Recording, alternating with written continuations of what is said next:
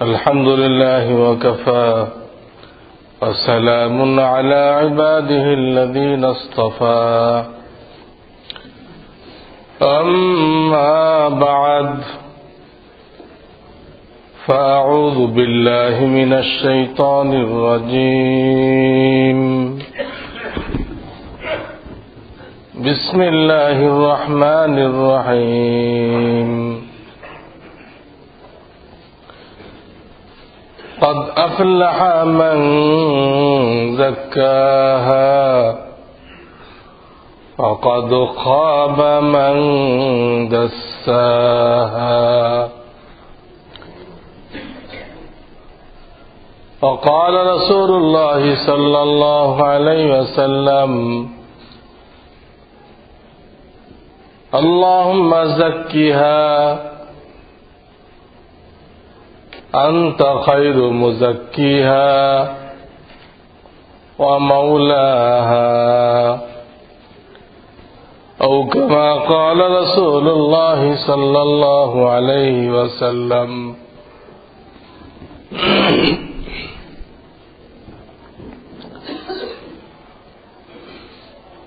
محترم হাজরিন,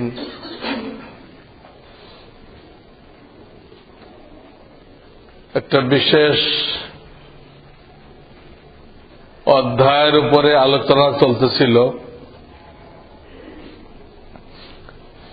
যে যতটুকু ইলম অর্জন করা ফরজ তার সর্বশেষ বিষয় যেটা, পঞ্চম বিষয় যেটা, সেটা হল আত্মার ব্যাধির চিকিৎসা করা, অন্তরের রোগের চিকিৎসা করা। এটা শরীয়তে প্রত্যেক মুসলমানের জন্য ফরজে আইন করে দেওয়া হয়েছে। আল্লাহ রাব্বুল আলামিন আমাদের সৃষ্টির সময় এই রোগগুলো রেখে দিয়েছেন, আর আমাদেরকে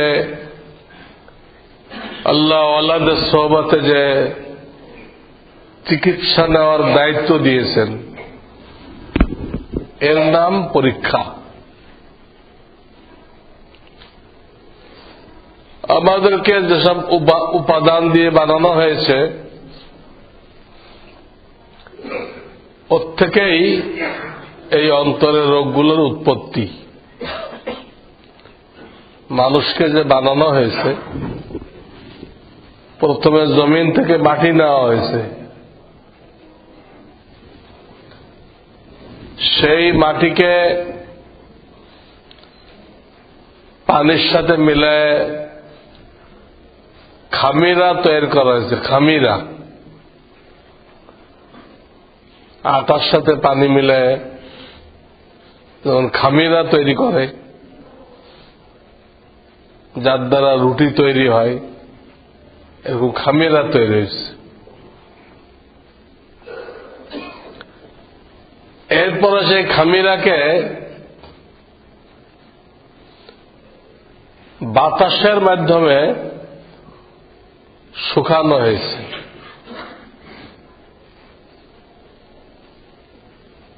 শুকানোর পরে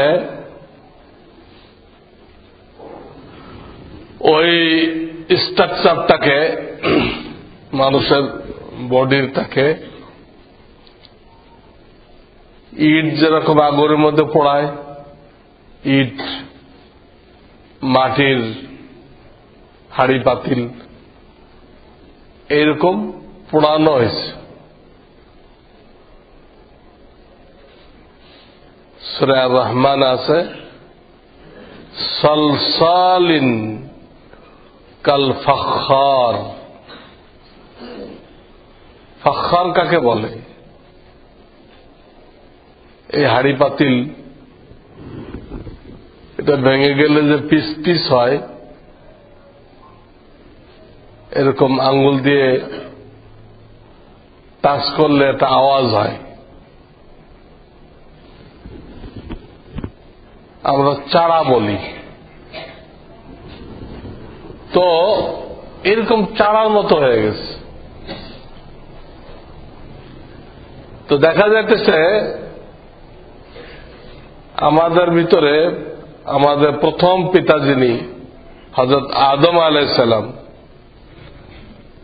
ওনাকে রূহ দেওয়ার আগে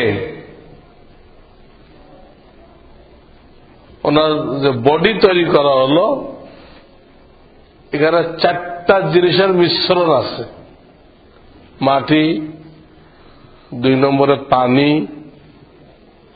3 নম্বরে বাতাস, 4 নম্বরে আগুন। এই সবগুলো আছে। শরীরের ভিতরে মাটিও আছে, আমাদের বডি তো মাটির। এর মধ্যে তেল পানি না দিলে দেখা যাবে মাটির মতোই হয়ে গেছে। হ্যাঁ, পানি তো আছেই, ঘামের সাথে বের হইতে থাকে। বাতাস তো প্রতি সেকেন্ডেই এর ভিতরে ঢুকতেছে, বের হইতেছে। 1 মিনিট যদি বাতাস না ঢোকে, না বের হয়, আমরা বাঁচব না। প্রত্যেকটা রন্ধ্রে রন্ধ্রে বাতাস যাইতেছে। বাতাস মানে অক্সিজেন। তারপরে আগুন আছে, আমাদের শরীরে হাত দিলে গরম বোঝা যায়, হিট বোঝা যায়।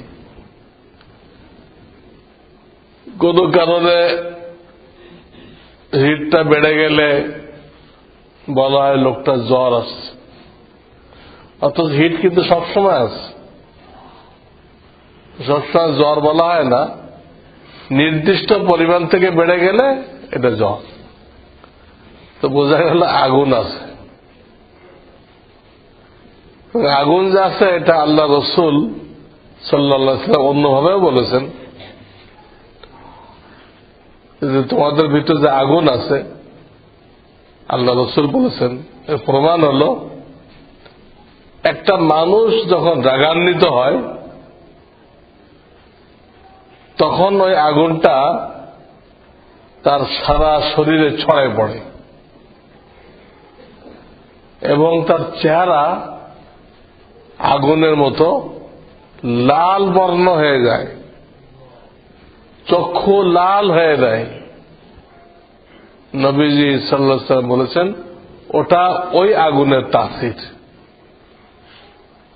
তার মর্জির খেলাফ কোন কাজ হইলে ওই আগুনটা ছড়াই পড়ে, উত্তেজিত হয়ে যায়, তার দিমাগ কাজ করে না, ব্রেন কাজ করে না। তো রূহ দেওয়ার আগে এই 4টা উপাদান দিয়ে আমাদের স্ট্রাকচার তৈরি করা হয়েছে। এই প্রত্যেকটা স্ট্রাকচারের কিছু চাহিদা আছে, ওর থেকেই আমাদের এই অন্তরের বেদিগুলো তৈরি হয়েছে। আগুনের চাহিদা উপরের দিক যাওয়া, নিচে নামতে পারে না, এখান থেকে অহংকার পয়দা হয়েছে। পানির চাহিদা নিচের দিকে যাওয়া, মতলব যেদিক, এখান থেকে লোভ পয়দা হয়েছে। বাতাসের চাহিদা সব জায়গায় ছড়াই পড়া, ওখান থেকে সুনাম সুখ্যাতি, সব জায়গায় আমার নাম ছড়াই পড়ুক, সব জায়গায় আমার আলোচনা করা হোক, এরকম একটা স্বভাব চাহিদা মানুষের দিলের মধ্যে আছে। মাটির কারণে বখিলি পয়দা হয়েছে, কৃপণতা। মাটি সবকিছু নিজের দিকে টানে, যা কিছু জমিন থেকে বিচ্ছিন্ন করে দিবেন, আবার জমিন টেনে নিজের কাছে নিয়ে আসবে। ওইখানে এই স্বভাবের কারণে মানুষ আল্লাহর রাস্তায় দান খয়রাত করতে পারে না।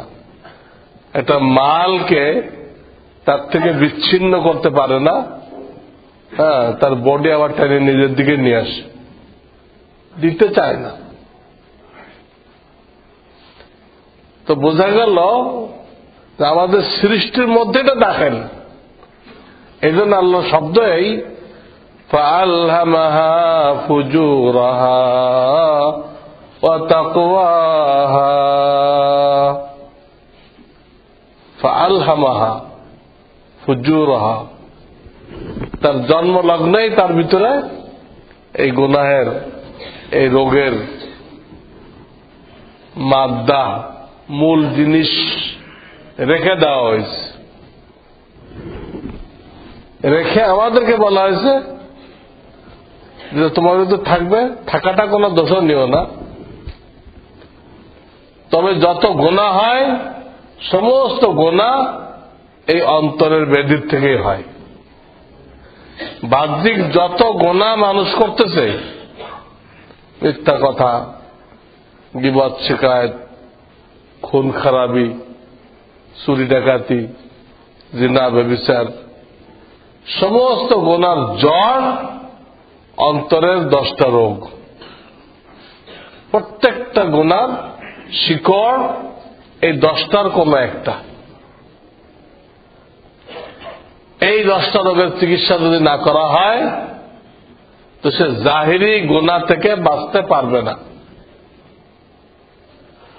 অথচ আল্লাহর ওলি হওয়া এটা আল্লাহ ফরজ করে দিয়েছেন।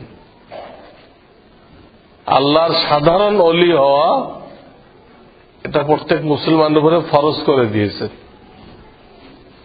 হাকিম উল উম্মত থানবী রাহমাতুল্লাহ আলাইহি কিতাব লিখছেন কসদুস সাবিল। কসদুস সাবিল তার অর্থ হল সিরাতে মুস্তাকিম, জান্নাতে যাওয়ার সহজ সরল রাস্তা। ওই কিতাবের 2য় পৃষ্ঠা দেখেন, ওখানে লেখা আছে যে ওলি হওয়া প্রত্যেকটা মুসলমানের জন্য ফরজ,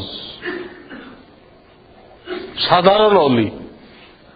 আর হল আউলিয়ায়ে কিবার, বড় বড় ওলি হওয়া, জুনায়েদ বাগদাদির মতো, মঈনুদ্দিন চিশতি, আব্দুল কাদের জিলানী, এনারা হল উচ্চ স্তরের ওলি।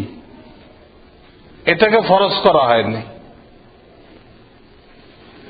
সাধারণ স্তরের ওলি হওয়াকে ফরজ করা হয়েছে। আর এটা কখন হয়? যখন সে গুনাহ বর্জন করে। মানুষ যখন গুনাহ বর্জন করে তখন সে অলির প্রথম ধাপ, যেটা ওই ধাপ অর্জন করে। কেউ তাকে অলি বলুক বা না বলুক, আল্লাহর খাতায় অলিদের কাতারে তার নাম। গুনাহ যে বর্জন করছে, গুনাহ বর্জন করার এই অর্থ না তো কোন গুনাই তার দ্বারা হবে না, তো নবী হয়ে গেল। গুনাহ বর্জন করার এই অর্থ যদি না হয়, কোন গুনাই তার দ্বারা হবে না, এই অর্থ না। এটা একমাত্র নবীগণ এরকম ছিলেন, তারা কোন গুনাহ করেন নাই। মওদুদী সাহেব যে লিখছে প্রত্যেক নবীকে দিয়ে আল্লাহ 4-5টা গুনাহ কবিরা করেছেন, তা একদম গলত। মওদুদী সাহেবের এই লেখা যে বিশ্বাস করবে তাতে ঈমান থাকবে না। কোন নবী কোন গুনাহ কবিরা করেন নাই। আল্লাহ তাআলা তাদেরকে উম্মতের জন্য উসওয়া, মডেল, নমুনা বানাইছে। এটা সমস্ত মুসলমানদের বিশ্বাস। কিন্তু মওদুদী সাহেব বহু কথা এরকম লিখছে যেগুলো সরাসরি ঈমানের সাথে সংঘাতপূর্ণ, যা বিশ্বাস করলে ঈমান থাকে না। যেমন এই একটা, কিন্তু আমি যে বলতেছিলাম গুনাহ বর্জন করলে আল্লাহর ওলি হওয়া যায়, এর এই অর্থ না যে কোন সময় গুনাহ হবে না, এই অর্থ না। কোন সময় জীবনে 2-4 বার হয়, 2-1 বার হয়, কিন্তু সে সাথে সাথে তওবা করে নেয়। ওই গুনার উপরে সে কায়েম থাকে না, ওই গুনাহ সে বারবার করে না। মানুষ হিসেবে ভুলে কোন এক সময় একটা ভুল তার হয়ে গেছে, সাথে সাথে সে তওবা করে নিজেকে ফ্রেশ করে নেয়, পাক পবিত্র করে নেয়। এতে তার অলি হওয়া নষ্ট হবে না, সে অলি হবে। তো সাধারণ অলি হইতে গেলে গুনাহ বর্জন করতে হবে। গুনাহ বর্জন করতে গেলে তার জন্য জরুরি অন্তরের রোগের চিকিৎসা করানো। এটা ছাড়া কোনো মানুষ গুনাহ বর্জন করতে পারবে না। বর্জন করলেও 2-1 দিনের বেশি টিকে থাকতে পারবে না। অলি হওয়ার জন্য জরুরি। এমনকি আপনারা জানেন যে ইমানের 77টা শাখা আছে, ইমানের 77টা শাখা আছে। এর মধ্যে 30টা শাখা অন্তরের সাথে সম্পর্ক রাখে, 7টা জবানের সাথে সম্পর্ক রাখে। এগুলো আমার লেখা যে কিতাবুল ঈমান আছে, কিতাবুল ঈমান আমাদের মুয়াজ্জিন সাহেবের কাছে আছে। এখানে 2য় অধ্যায়ের মধ্যে আপনারা দেখবেন ঈমানের 77 শাখা কি, কিছু দিলের সাথে, কিছু জবানের সাথে, কিছু বডির সাথে, কিছু অন্য মানুষের সাথে, এরকম ভাগ ভাগ করা আছে। তো 33টা নাকি অন্তরের সাথে কানেকশন, এর মধ্যে 7টা তো ওইগুলো আমানতু বিল্লাহি ওয়া মালাইকাতিহি ওয়া কুতুবিহি ওয়া রুসুলিহি। ঈমানে মুফাসসালে যেগুলো আছে এই 7টা। এর বাদে বাকি যে 23টা আছে এই সবগুলো দেখেন হয় অন্তরের রোগ দূর করা, না হয় অন্তরের ভালো গুণ অর্জন করা। 7টা বাদ দিয়ে যা থাকে সবগুলো এই 2 প্রকার। কোনটা বলতেছে যেমন রাগ দূর করা, অহংকার না করা, সব অন্তরের সাথে। তারপরে কোনটা ভালো গুণ, সবর করা, শুকর করা, তওবা করা, ইবাদত একমাত্র আল্লাহর জন্য করা। এরকম কিছু আছে অন্তরের গুণ, কিছু আছে দোষ। দোষ কোনটা? রিয়া।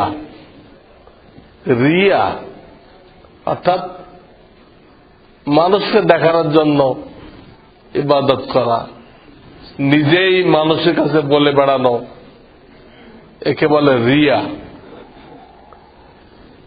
তো ইমানের মুফাসসালগুলো বাদ দিলে বাকি সবগুলো হয় অন্তরের রোগ, না হয় অন্তরের গুণ। এখন যে ব্যক্তি আল্লাহ ওয়ালাদের সোহবতে যে এই তরিকাত শিখল না, তার এই 23টাই নেই, ইমানের শাখার 23টাই তার মধ্যে নেই। তা তার ইমান কত দুর্বল হয়ে যাবে, কত নিম্ন স্তরের ইমান। তবে ইমানকে পরিপূর্ণ করতে হলে তাকে আল্লাহ ওয়ালাদের সোহবতে অবশ্যই যেতে হবে, অবশ্যই যেতে হবে। এই জন্য বারবার তাকিদ করা হয়েছে, কুনু মা সাদিকিন, কুনু মা সাদিকিন। আল্লাহ ওয়ালাদের সাথে উঠা বসা করো, তাদের সাথে মহব্বত রাখো। এটা একমাত্র ব্যবস্থা অন্তরের 10টা রোগ দূর করা আর 10টা গুণ অর্জন করা, একমাত্র রাস্তা। এর আর কোনো বিকল্প নেই। অনেকেই মনে করে না আমি যে মেহনত করতেছি এটার দ্বারা আমার অন্তরের চিকিৎসা হয়ে যাবে। এক একজন একটা মেহনত করে। কেউ খুব বেশি কোরআন তেলাওয়াত করে, তো সে ধারণা করে এত তেলাওয়াত আমি করি এটা দিয়ে চিকিৎসা হয়ে যাবে। কেউ খুব বেশি জিকির করে, সারাদিন তসবিহ হাতে, সে মনে করতে যে আমার এই জিকিরের দ্বারা সব রোগের চিকিৎসা হয়ে যাবে। কেউ সারাদিন কিতাব পড়ায়, কোরআন কিতাব পড়ায়, সে মনে হয় আমি সারাদিন বুখারী শরীফ পড়াই, আমার কে রোগ থাকবে নাকি? কেউ মনে করতে আমি সারাদিন দাওয়াত দেই, আমার কি এই রুহানি ব্যাধি থাকবে নাকি? সব চলে যাবে। এক একজন এক একটাকে মনে করতেছে। কেউ মনে হচ্ছে দাওয়াত যথেষ্ট, রুহানি ব্যাধি দূর করার জন্য আর কোন চিকিৎসার দরকার নেই। কেউ মনে করতেছে কোরআন কিতাব পড়াই এটা যথেষ্ট। কেউ মনে করতেছে আমি জিকির করি, 12 তসবিহ জিকির করি যথেষ্ট। কেউ মনে করতেছে আমি সারাদিন কোরআন তেলাওয়াত করি এটা যথেষ্ট। কিন্তু সবগুলো গলত। ওইগুলো দ্বারা যদি চিকিৎসা হইত তাহলে তাজকিয়া, আত্মশুদ্ধি, এই শব্দটা আল্লাহ তাআলা বারবার আলাদাভাবে ব্যবহার করতেন না।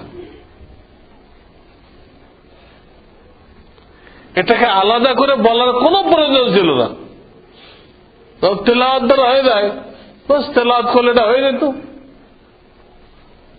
কোরআন কিতাব পড়াইলে হয়ে যায়, তো কোরআন কিতাবের কথা বলে দিতেন। যখন দাওয়াত দিলে হয়ে যায়, তো শুধু দাওয়াতটাই কইতেন। এটা আলাদা কইতে গেছেন কেন? খালি কইছেন তা তো না, এর জন্য এত কসম খাইছেন, এত কসম খাইছেন যে আল্লাহ তাআলা কোন ব্যাপারে, আত্মশুদ্ধির ব্যাপারে এত কসম খাইছেন, কোন ব্যাপারে আল্লাহ তাআলা এত কসম খান নাই। এটা আটার ভিতর দিয়ে কেমনে হয়ে যাবে? এটা আলাদা মেহনত। যারা এই সম্পর্কে আইডিয়া রাখে না, অন্তরের কি কি রোগ, কোন রোগের দ্বারা কি ক্ষতি হয়, রোগগুলোর নামও জানে না, যে লোকগুলো এই রোগের নামও জানে না, রোগগুলোর ক্ষতিও জানে না, তারা বলে ফেলে যে এটা দিয়ে হয়ে যাবে। এটা দিয়ে নামগুলো বলো, রোগগুলোর নাম বলো অন্তত, তা তো বলতে পারবে। জীবনেও জানে নাই। বলে ওজব কাকে বলে বলো, ওজব কাকে বলে, কিচ্ছু বলতে পারবে না। কিছুই জানে না। জানে না বলে সে বুঝতেছে আমি ঘাটতি কান থেকে লয়ে গেছি, তা আমার সব টাকা বুদ্ধুর হয়ে গেছে। তো গলত কথা। ঘাটতি কান থেকে নিয়ে গেলে টাকা বুদ্ধুর হয় না। নফসকে অনেক পিটাই করা লাগে, অনেক ডাক দপট খাইতে হয়, অনেক ধমকি খাইতে হয়। মাশায়েখরা কত মুরিদকে বের করে দিচ্ছে, ওটাই তো চিকিৎসা। তারপরে রোগ দূর হয়। কিতাবে লেখছে, আমাদের দেশে নেই কালবে মুআল্লাম, যে কুকুর দ্বারা হরিণ শিকার করা হয়। কালবে মুআল্লাম, প্রশিক্ষণ প্রাপ্ত কুকুর। এমনি প্রশিক্ষণ প্রাপ্ত হয় না, এই প্রশিক্ষণ প্রাপ্ত হওয়ার জন্য অনেক পিটাই করতে হয়। কেন হরিণ শিকার করে যদি নিজে কদ্দুর খায় ওখান থেকে, তো মানুষের জন্য খাওয়া যায় নেই, ওটা খাওয়া যায় নেই। শিকার করবে কিন্তু সে খাবে না, ওটা আমাদের জন্য জায়েজ। কোরআন শরীফে এই আলোচনা আছে। কালবে মুআল্লামের আলোচনা আল্লাহ কোরআনে করছেন 6 পারার মধ্যে, সূরা মায়েদার মধ্যে। তো কুত্তা, নফস আর কুত্তা একরকম। কুত্তা যেরকম পিটানি খাওয়া ছাড়া সে মুআল্লাম হয় না, নফস পিটানি খাওয়া ছাড়া, পিটানি খাওয়া ছাড়া এটা সোজা হয় না। কাজে এটা কোনোভাবে অন্য কোন পদ্ধতিতে আপনার থেকে দূর হবে না। একবারের কিস্সা, আমাদের শায়েখ হযরত মাওলানা শাহ আবরারুল হক রহমতুল্লাহ আলাইহি, উনি এক জায়গায় বসা কিছু করতেছেন, অনেক দূরে দুইজন আলেম বসা। একজন তবলিগে সময় লাগায়, আর একজন মাদ্রাসায় পড়ায়। ওনার হযরতের কাছে গেছেন, হযরতের সোহবতের জন্য গেছেন। তো কি কারণে তাদের মধ্যে একটু বহস হইতেছে, কোনটা বেশি জরুরি, মাদ্রাসা বেশি জরুরি না তবলিগ বেশি জরুরি, এই বহস হইতেছে। মাদ্রাসাওয়ালা কইতেছে মাদ্রাসা এলেম পড়ানো বেশি জরুরি। আপনার যদি এলেম না থাকে আপনি কি দিয়ে তবলিগ করবেন? আপনার কথা তবলিগ করলে তো হবে না, আল্লাহর কথা তবলিগ করতে হবে। আল্লাহর কথা যদি না শেখেন মাদ্রাসা থেকে, কি তবলিগ করবেন আপনি? আপনার মন গড়া তবলিগ করবেন? কাজে মাদ্রাসা জরুরি, এই দলিল দিচ্ছে। এটা তবলিগওয়ালা আলেম, উনিও আলেম, উনি দলিল দিচ্ছে আপনি যদি তবলিগ না করেন আর জনগণের ভিতরে দিন না আসে, দিনের বুঝ পয়দা না হয়, তা আপনার মাদ্রাসায় কেউ ছাত্র দিবে না, আপনার মাদ্রাসায় কেউ চান্দা দিবে না। আপনি কাকে পড়াইবেন? ছাত্র নেই, আপনার বেতনও নেই, পড়াইবেন কাকে? এইটা বেশি জরুরি। তবলিগ করবেন, লোকদের মধ্যে দিন পয়দা হবে, ছাত্র স্কুল থেকে নিয়ে এসে মাদ্রাসায় ঢুকিয়ে দিবে। খামাখা এর সময় নষ্ট করে লাভ কি? ডারউইনের মতবাদ পড়ায়। এয়ার কমান্ডার কামাল উদ্দিন, তার বাপে পড়াইছে দুনিয়ার লাইনে, উনি এয়ার কমান্ডার হয়ে গেছে। উনি ওনার 5টা ছেলেকে আমার হাতে তুলে দিয়েছে। আমার বাপ বুঝছিল যে এই দুনিয়ার লাইনে পড়াইলে আমার ছেলে খুব দামি হবে, আমার দুনিয়ার লাইনে দিছে। কিন্তু আমি বুঝতে পারলাম যে না, কোরআন কিতাব পড়াইলে আমার ছেলে বেশি দামি হবে। তা আমি আমার ছেলেগুলো সব মাদ্রাসায় ঢুকাই দিলাম। দেখেন, ওনার বাপে বুঝছে যে স্কুল কলেজের দাম বেশি, ছেলেকে স্কুল কলেজে দিছে। ওখান থেকে ছেলে তৈরি হয়ে ওলামায়ে কেরামের সোহবতে যে তবলিগের সময় লেগে উনি আবার বুঝছেন যে না, ওইটা কোনো দামি না। এটা তো ইংরেজদের সিলেবাস, ইংরেজদের 1 পয়সা দাম নেই আল্লাহর কাছে, ও সিলেবাসের কি দাম আছে? নামই দেওয়া হয়েছে সাধারণ শিক্ষা। অসাধারণ শিক্ষা দিতে হবে। আর তারা পরেও যে লেবাস, তা কুলি মজুরের লেবাস, চোর ডাকাতের লেবাস। ব্রিটিশ সিলেবাসে ডাকাতেরও যে লেবাস, প্রেসিডেন্টেরও সেই লেবাস। কুলি মজুরের যে লেবাস, প্রফেসরও সেই লেবাস। এটা সাধারণ জেনারেল। এটা হিন্দুও পড়তেছে, সামারও পড়তেছে, মুসিও পড়তেছে, গরুও পড়তেছে, গাধাও পড়তেছে, সবাই পড়তেছে। কোরআন কিতাবকে সবাই পড়তে পারবে? এটা বিরাট কেসমত লাগবে, বিশাল কেসমত লাগবে, এসব কেউ পড়তে পারবে। তো দুইজনেই বহাস করতেছে। আমার শায়েখ এটা শুনতে পেয়েছেন, ওদেরকে ডাকাইছেন, বললেন তোমরা কি নিয়ে বহাস করতেছিলে? তোরা সব ঠিকঠাক মতো সত্য হুজুর, এটা কথা নিয়ে আমাদের টক্কর লাগছিল, তা আমি এই দলিল দিছি, ও এই দলিল দিছি। তখন আমার শায়েখ জিজ্ঞেস করলেন তাদেরকে, আচ্ছা আমি তোমাদের একটা প্রশ্ন করি, তোমরা তো তবলিগ বেশি জরুরি না মাদ্রাসা বেশি জরুরি এটা বহাস করতেছিলে। আমার প্রশ্ন হলো, চোখ বেশি জরুরি না কান বেশি জরুরি? বলো। না, দুটোটাই তো জরুরি, চোখও জরুরি, কানও জরুরি। তাহলে বহাস করে লাভ কি? চোখও জরুরি, কানও জরুরি, তো তবলিগও জরুরি, মাদ্রাসাও জরুরি, দুটো জরুরি। কোনটা বেশি জরুরি এই বহাস আমাদের করতে পেরেছি কেন? দুটা করতে হবে, মাদ্রাসা চালাইতে হবে, তবলিগও করতে হবে, দুটা জরুরি। বাকি এই দুটোর থেকে বেশি জরুরি হলো আত্মশুদ্ধি। যদি তোমার আত্মশুদ্ধি না থাকে, তুমি যে 2 লাইনে মেহনত করলে সব বেকার। রিয়ার কারণে লোক দেখানোর কারণে, ওজবের কারণে সব মাটি। সারা জীবন তবলিগ করলে মাটি, সারা জীবন বুখারী শরীফ পড়াইলে মাটি। কেন? তুমি তাজকিয়া করবে। কিন্তু ওই দুটো তো জরুরি আছেই, কিন্তু ওই দুটাকে আল্লাহর দরবারে কবুল করাইতে হলে, আল্লাহর দরবারে গৃহীত করাইতে হলে তোমার কি জরুরি? আত্মশুদ্ধি। আত্মশুদ্ধি করলে তোমার ভিতরে তাসিয়ে নিয়ত, ইখলাস অর্জন হবে। তখন তোমার তবলিগও কবুল হয়ে যাবে, তোমার মাদ্রাসায় পড়ানো কবুল হবে। কিন্তু যদি এটা না করো, আল্লাহ সোহবতে না যাও, তো তবলিগ করবা আর খুব গর্ব করবা। আমি 30টা দেশে গেছি, আমার হাতে 350 কাফের মুসলমান হয়েছে। এই যে গর্ব করলে এক গর্বতে সব খর্ব হয়ে গেল। এক গর্ব করতে যে সব কি হয়ে গেল? খর্ব হয়ে গেল, সব শেষ। ওর খবরই নেই যে আমি রিয়াকারি করে ফেলছি, তার খবরই নেই। সেটা রুগী, খবরে নেই। হযরত বুঝাইলে দুটো জরুরি, ওই দুটোর থেকে আত্মশুদ্ধি জরুরি। এটা ছাড়া তোমাদের জিন্দেগীর কোন আমল আল্লাহর দরবারে কবুল হবে না। যত চিল্লা লাগাও, ইখলাস যদি না থাকে কবুল হবে না। আর ইখলাস অটোমেটিক আসবে না। ইখলাস ওয়ালা সওবাত উঠাইতে হবে, ইখলাস ওয়ালা সওবাত উঠাইতে হবে। এই আত্মশুদ্ধি না করাইলে কত অ্যাক্সিডেন্ট যে হইতেছে দুনিয়াতে, যত খুন খারাপি দেখতেছে।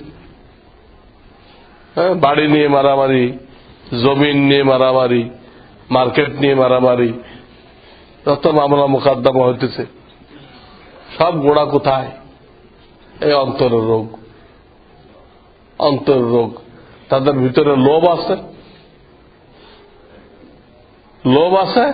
লোভের কারণে এই আরেকজনেরটা দখল করতেছে। তার ভিতরে অহংকার আছে, প্রতিপক্ষকে খুন করে দিচ্ছে।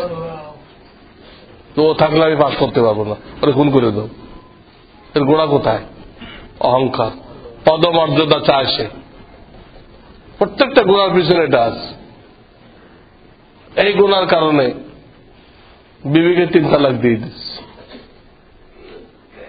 এবং বহু জায়গায় এই অন্তর রোগের কারণে মানুষ বেইজ্জত হয়। বেশি কথা বলা এটা একটা অন্তরের রোগ। কথা মেপে বলতে হয়, ঠিক যতটুকু দরকার। ওষুধের মতো, ওষুধ বেশি খাওয়া নিষেধ, ঠিক যতটুকু দরকার। কথার বাপযোগ দিয়ে যতটুকু দরকার এতটুকু বলতে হবে। বেশি কথা বলে সে জায়গায় জায়গায় বেইজ্জত হয়। বেশি বললে ভুল হয়, উল্টাপাল্টা বলে, ভিত্তিহীন বলে, ওরা প্রমাণ করতে পারে না, তো বেইজ্জত হয়, মানুষের কাছে বেইজ্জত হয়। দুনিয়াতে আত্মশুদ্ধি না করলে বহু রকম বেইজ্জতি হয়। বুড়া বয়সে বউরে তালাক দিয়ে কত মুসিবতে পড়তে হয়। কেন? এই যে রাগ, এটা দিয়ে চিকিৎসা করত, কিন্তু বুঝতো যে রোগ, এই রোগের চিকিৎসক আছে, আমি তার কাছে যাই, তার কাছে গেলে আমার রাগটা কন্ট্রোল এসে যাবে, আমি আর অ্যাক্সিডেন্ট করব না। কত লোক বুড়া বয়সে তালাক দিছে, দিয়ে আর এখন তার খানা পাকানোর কেউ নেই, কাপড় গুছানোর কেউ নেই, ঘর গুছানোর কেউ নেই, চতুর্দিক দিয়ে সবাই বকা দিচ্ছে, হার্টের রোগী হয়ে গেছে, হার্টের রোগী হয়ে মারা গেছে। গোড়া কোথায়? রাগের চিকিৎসা করায়নি। রাগের চিকিৎসা করলে সে অ্যাক্সিডেন্টটা করতো না। এই জন্য রোগগুলো জানতে হবে, জেনে এর যে চিকিৎসক আছে তার থেকে চিকিৎসা নিতে হবে। আমার হযরতের মাদ্রাসার এক শিক্ষক, উনি কোনো কারণে হাসপাতালে ভর্তি হইলেন, তা অপারেশনের জন্য। তো ওখানে কানুন আছে, অপারেশন করাইতে হইলে তার কোনটা মুরব্বীর নাম লেখাইতে হয়, যিনি দায়িত্ব নেয় আর কি।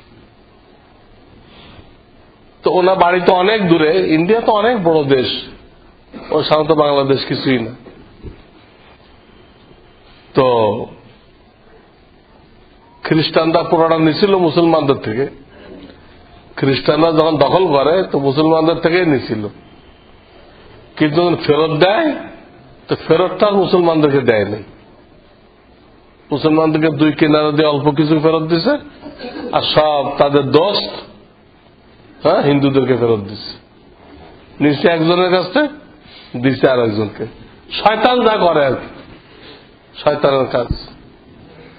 যাই হোক, তুমি হাসপাতালে, ওনার তো কোনো লোক নেই এখানে, ওনার বাড়ি হয়তো এখান থেকে 500 কিলোমিটার দূরে। হযরতের নাম দিচ্ছেন, শায়েখের নাম দিচ্ছেন, তাহলে লিখতে হবে কি হয় ফরম, এটাও লিখতে হবে এই লোকটার সাথে আপনার কি সম্পর্ক। উনি লিখছে শায়েখ, উনি আমার শায়েখ। ওখানে ডাক্তাররা কিছুই বুঝতে পারতেছে না যে শায়েখ আমার কোন সম্পর্কের নাম, এরা আর জীবনে জানে না। ভাই শায়েখ কি জিনিস আমরা তো বুঝতে পারলাম না। উনি আমার শায়েখ না, বলো শায়েখ হলো উনি আমার রুহানি চিকিৎসক। আমার যত রুহানি ব্যাধি আছে এগুলো আমি ওনার কাছ থেকে একটা একটা করে চিকিৎসা নেই। উনি আমার রুহানি চিকিৎসক, এটাকে শায়েখ বলা হয়। তো ওরা আরো আশ্চর্য হয়েছে, কারণ তার শায়েখ তো বুঝতে পারলাম রুহানি চিকিৎসক, কিন্তু রুহের রোগটা কি এ তো আমরা জানি না। রুহের কি আবার রোগ হয় নাকি? কলবের রোগ হয়? হ্যাঁ রোগ হয়। বলে দু চারটা নাম বলেন তো।